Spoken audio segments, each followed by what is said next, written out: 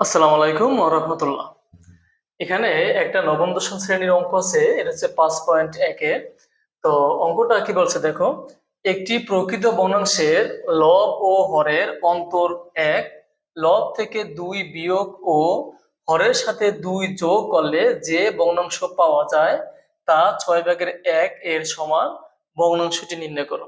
যেহেতু এখানে বলা হয়েছে প্রকৃত ভগ্নাংশ, ভালো করে বুঝো, এখানে প্রকৃত ভগ্নাংশের কথা বলা হয়েছে। আর প্রকৃত ভগ্নাংশ হচ্ছে যে ভগ্নাংশের হর বড় লব ছোট তাকে প্রকৃত ভগ্নাংশ বলে। যেমন যদি বলি 7/2, এর একটা প্রকৃত ভগ্নাংশ, কারণ হর বড় লব ছোট।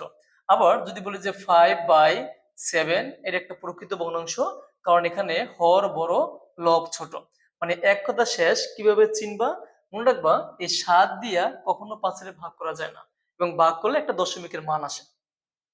এখন মনে করো আমি এখানে লিখলাম যে 7, এখানে 2। এখন এখানে কিন্তু হর ছোট লব বড়, তাহলে এটা হচ্ছে প্রকৃত, এটা হচ্ছে অপ্রকৃত ভগ্নাংশ। আর এটা কি ভগ্নাংশ? এটা হচ্ছে প্রকৃত ভগ্নাংশ, এটা হচ্ছে প্রকৃত ভগ্নাংশ, এটা হচ্ছে অপ্রকৃত ভগ্নাংশ। তাহলে এক কথায় বলতে পারি যে ভগ্নাংশের হর বড় লব ছোট তাকে প্রকৃত ভগ্নাংশ বলে। তাহলে এখন যেহেতু প্রকৃত ভগ্নাংশ বড় হয়, তাহলে আমরা এখানে যে কাজটা করতে পারি, আমরা প্রথমে লিখবো মনে করি। কি লিখবো? যে মনে করি। তাহলে মনে করি প্রকৃত ভগ্নাংশের হর, প্রকৃত ভগ্নাংশের প্রকৃত ভগ্নাংশের হর সমান x আমরা ধরে নিলাম। তাহলে প্রকৃত ভগ্নাংশের হরকে আমরা x ধরে নিলাম। কেন ধরে নিলাম?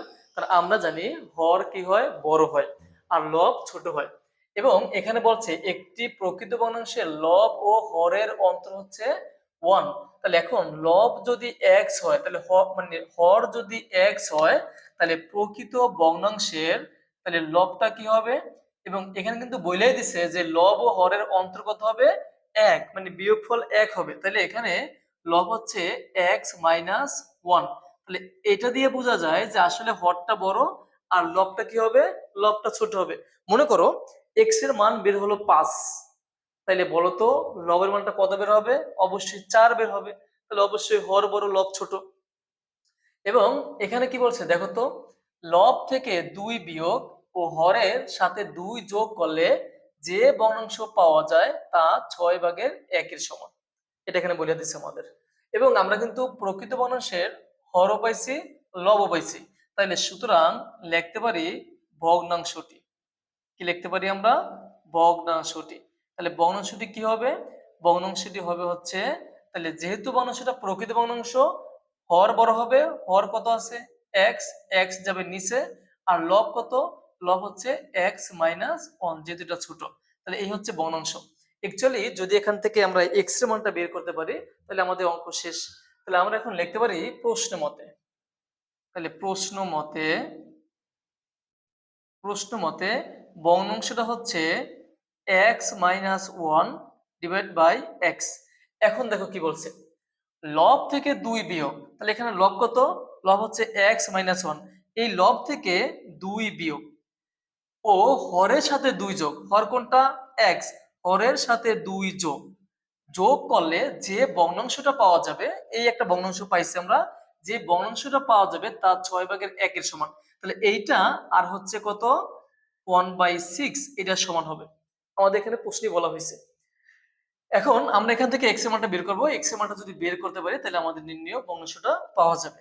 তাহলে এখান থেকে লিখতে পারি, বা উপরে এই যে x, এখন -1 -2, তাহলে -3, আর নিচে আছে x+2 ইকুয়াল, তাহলে উপরে কত? 1, নিচে কত? 6। এখন যে কাজটা করব আমরা, এখন বের করতে হবে x এর মান। এখন যেহেতু এখানে আর কিচ্ছু করা যায় না, আর এখানেও কিছু করা যায় না, এখন এটাকে আমরা আর গুণন করব, বা যেটাকে বলি আমরা বর্জ্য গুণন। মানে এইটা দিয়া এটাকে গুণ, এইটা দিয়া এটাকে গুণ। এখন 6 দিয়া যদি আমরা x-3 কে গুণ করি, একটু খেয়াল করো, 6 ইনটু x, তাহলে কত হয়?